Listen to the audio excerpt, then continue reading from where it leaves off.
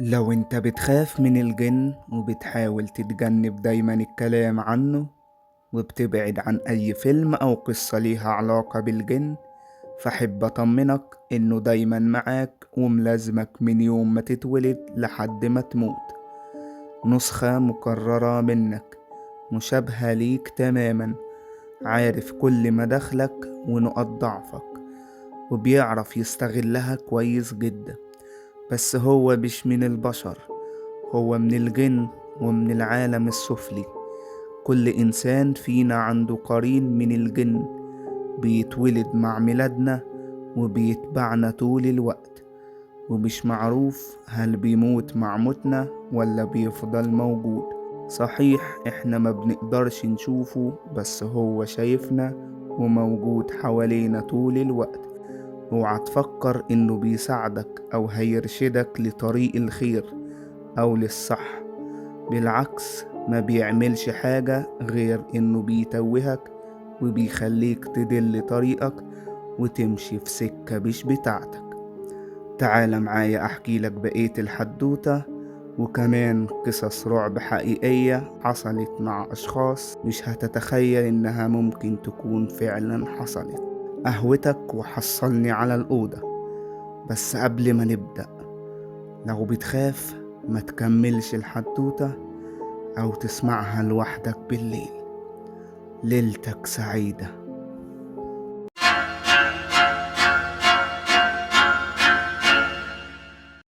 لو تفتكر معايا كده زمان، كانوا دايما يقولولنا بلاش تبص لنفسك في المراية فترات طويلة، وخصوصا كمان بالليل.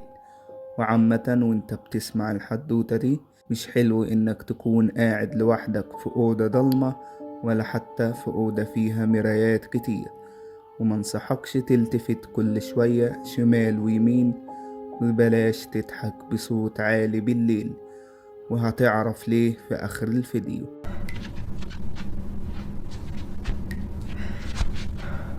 في الأول كده تعال أعرفك هو فعلا القرين موجود، وإيه هو القرين وبيعمل إيه. الفراعنة كانوا بيعتقدوا إن في روح تانية خفية بتسكن جسم البني آدم، وكانوا بيسموها قا. وبيعتقدوا كمان إنها بتحميه وبتروح معاه القبر لما يموت. في الإسلام القرين ذكر في أكثر من موضع وبالاسم الصريح في الآية 51 من سورة الصفات، في قوله تعالى: قال قائل منهم إني كان لي قرين. وفي الآيتين 36 و 38 من سورة الزخرف بتبين أثر القرين ومهمته، في قوله تعالى: ومن يعش عن ذكر الرحمن نقيض له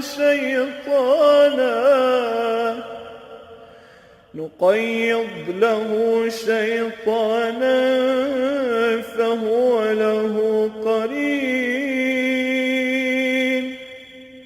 وقوله جل وعلا أيضا: حتى إذا جاءنا قال يا ليت بيني وبينك بعد المشرقين.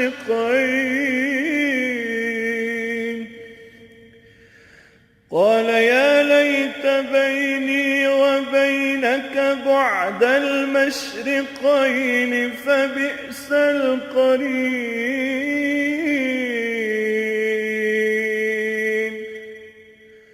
وحديث عن الرسول صلى الله عليه وسلم: ما منكم من أحد إلا وقد وكل به قرينه من الجن. قالوا وإياك يا رسول الله؟ قال وإياي، إلا أن الله أعانني عليه فأسلم، فلا يأمرني إلا بالخير. القرين من أرقى عشائر الجن، وبيتميز بالعناد والمكر الشديد. هدفه الأول هو إنه يؤذيك، أو بمعنى أدق مسلط عليك، بيلازمك في أي مكان وأي وقت. بس مش دي المشكلة. المشكلة هنا إنك ما ينفعش تتخلص منه بأي طريقة من الطرق مهما حاولت. على عكس لو في حد ملبوس في طرق معينة ممكن تقضي على الجن اللي لابسه، وفي حاجات كتير انت ممكن تتعرض ليها وملهاش اي تفسير بالنسبة لك.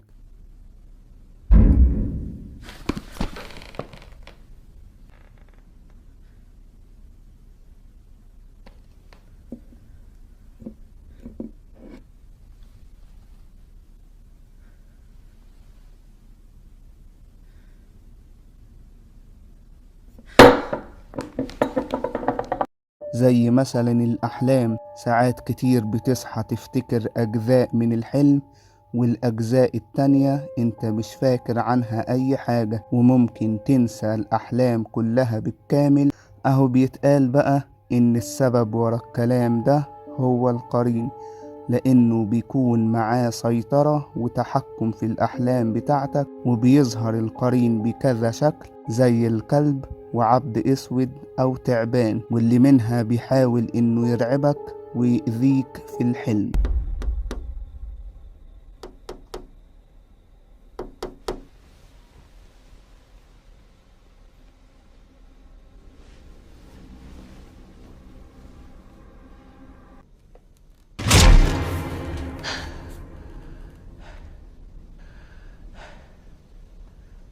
Stupid tree.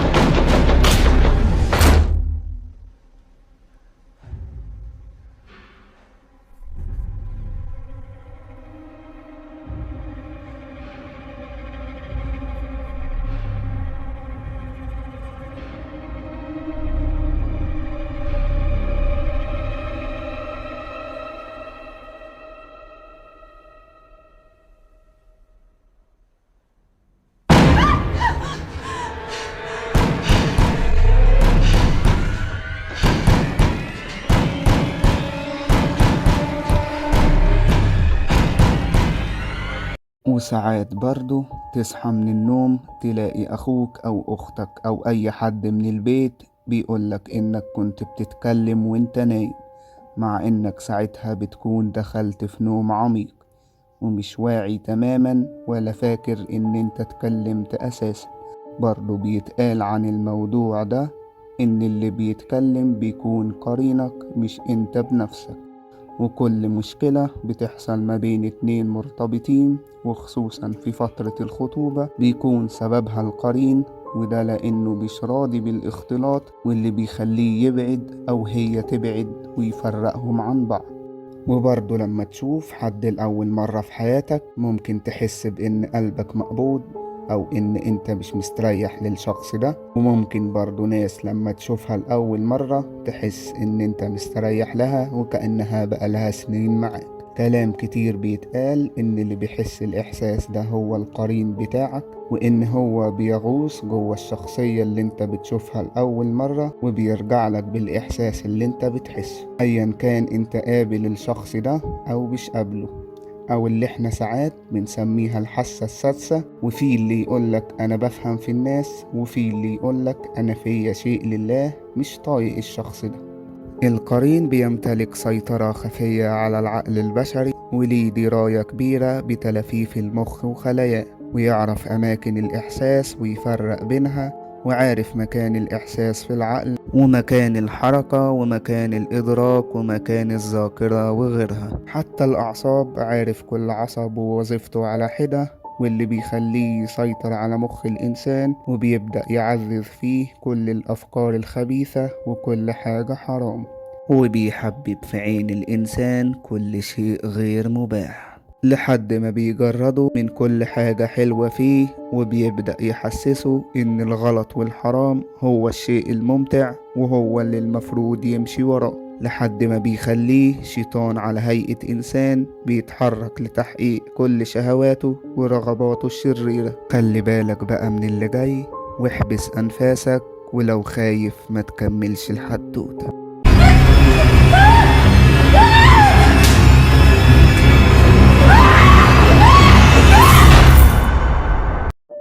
بيتقال إن في علامات بتدل إن القرين معاك في نفس الأوضة وبيحاول يتواصل معاك، زي مثلا إنك لو حسيت بزن جوه دماغك أو صفارة في ودنك، أهي دي علامة بتدل على إن القرين بيحاول يتواصل معاك. بيتقال كمان إنك لما تكون نايم القرين بتاعك ما بيكونش نايم وبيفضل يلف في الأوضة اللي انت نايم فيها، ولو حس بزهق أو بملل بيوقع أي حاجة موجودة في الأوضة علشان تصحى، وانت وقتها بتصحى مفزوع.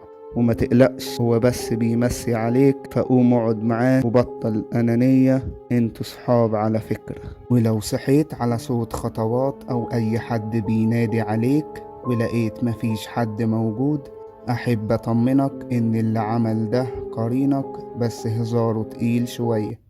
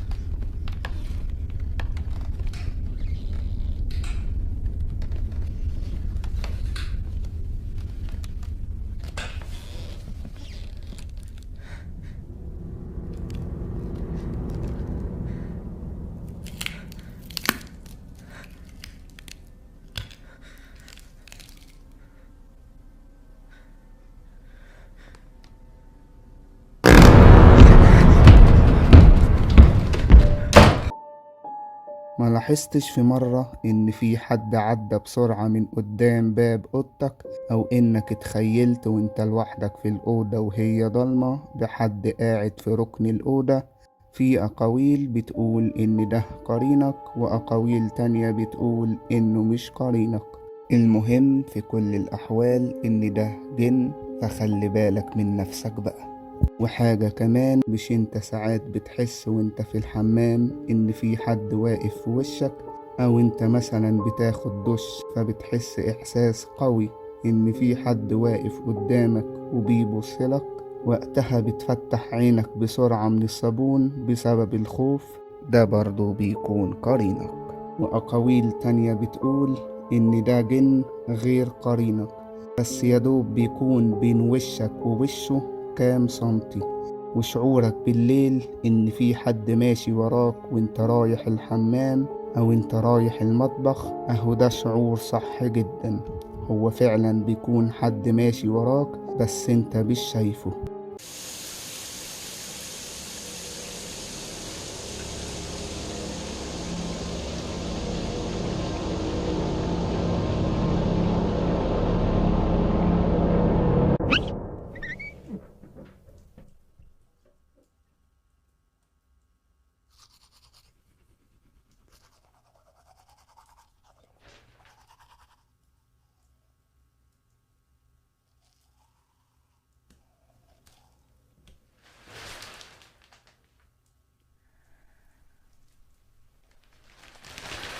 انت كمان ممكن تتواصل مع قرينك.